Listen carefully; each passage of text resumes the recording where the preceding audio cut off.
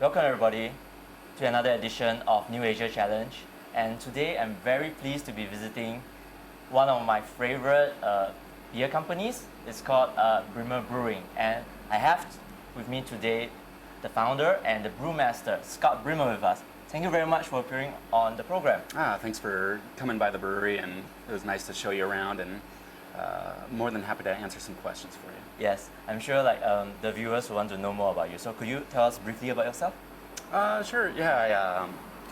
Like what we were saying earlier, I went to school over at Chico State University, and then one of the reasons why I chose that school, actually, I've always been very passionate about beer. So they had a Sierra Nevada brewing company pale ale, and so I went to school over there and looked at the campus and tried their beer, and I said, wow, that is an epiphany, like a great experience where I'm saying, I want to go to school here and I want to get a job at that brewing facility. And so eventually I did go there, and I was actually studying philosophy, but decided that, let's see how I can get into the brewing community. And fortunately, but unfortunately, it's like I had to start very low on the chain when I got into Sierra Nevada. So I started out actually in the kitchen and in the pub that they had, but I rose through the ranks pretty quickly, and then before I knew it, I was a tour guide, and I was always getting a lot of questions that I didn't know the answers to as far as brewing. And so I would talk to all the brewers, and so I got to know the brewers very well. Yes. And so one day the brewmaster came up to me, and he's going, Scott, what are you doing with your life? You're studying philosophy. What do you want to do later? And I was thinking, I want to be a brewer. I love beer. I want to be in this industry. And so Sierra Nevada was a great company, and they actually paid for me to go to UC Davis to study brewing. And then when I finished up, I stepped right in as a brewer, and I spent a total of 9 years there. And then it was about half that time, about 5 years brewing over there. Oh wow!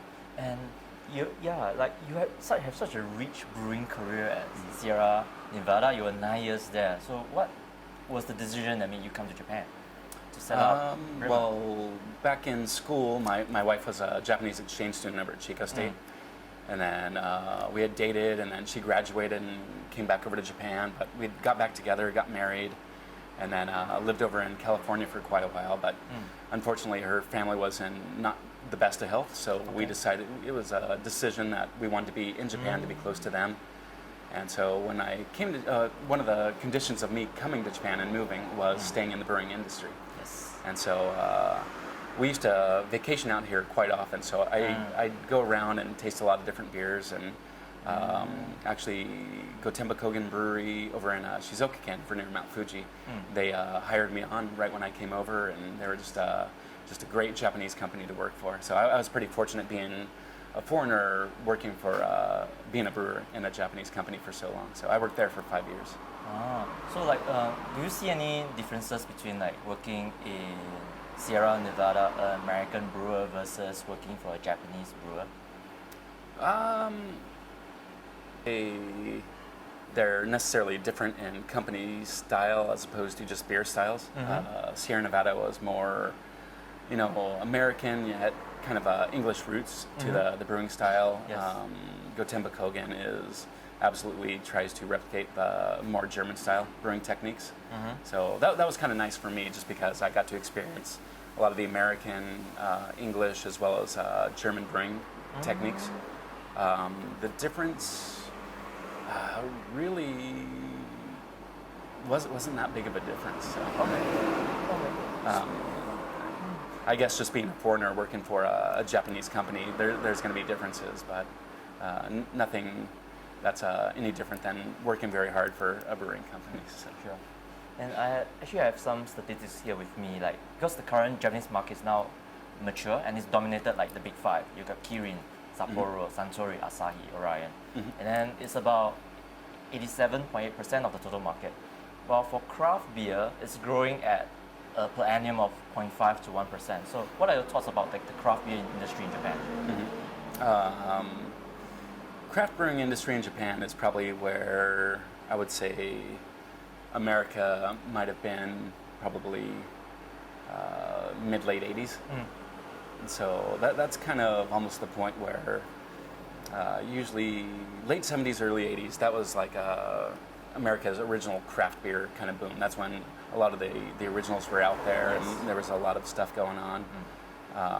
Almost like another generation started really coming out in the early 90s, late 80s, early 90s. So that's almost where Japan is right now.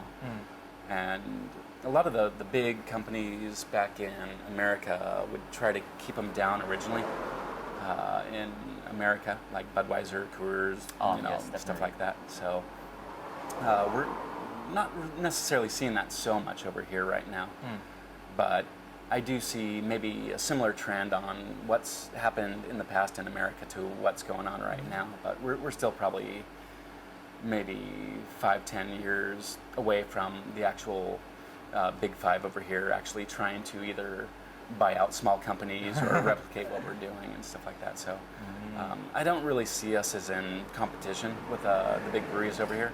We just do what we do, and people are going to enjoy it. I think I've told some other people before to where I think maybe the big five over here in Japan are kind of cautiously waiting to see what's happening with the craft brewing industry here in Japan.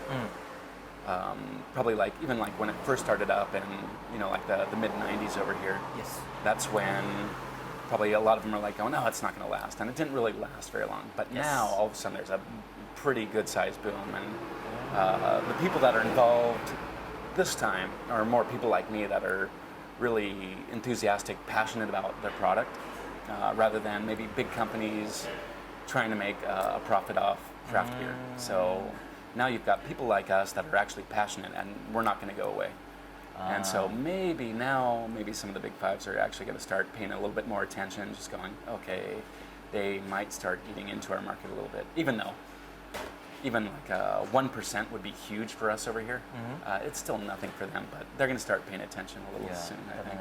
So one of the key success factors right now, the major difference is because of the growing beer community here who are really passionate about their craft. But what are some of the challenges or issues that you see? Because when I talk to some of the craft brewers, they were saying that they are facing issues like export and capacity. What are your take on those issues?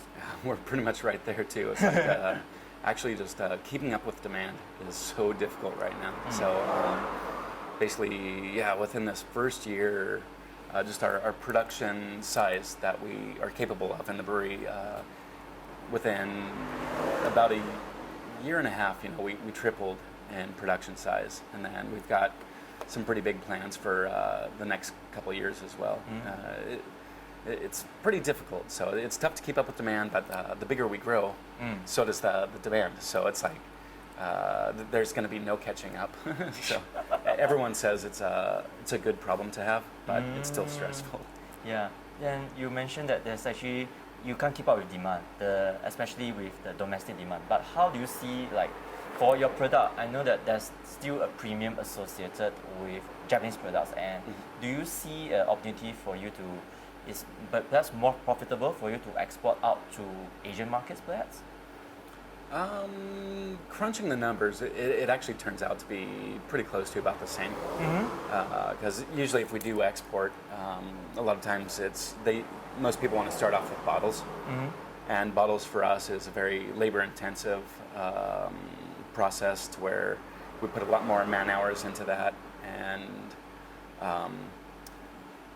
exporting, we don't have to pay the Japanese beer tax. Yes.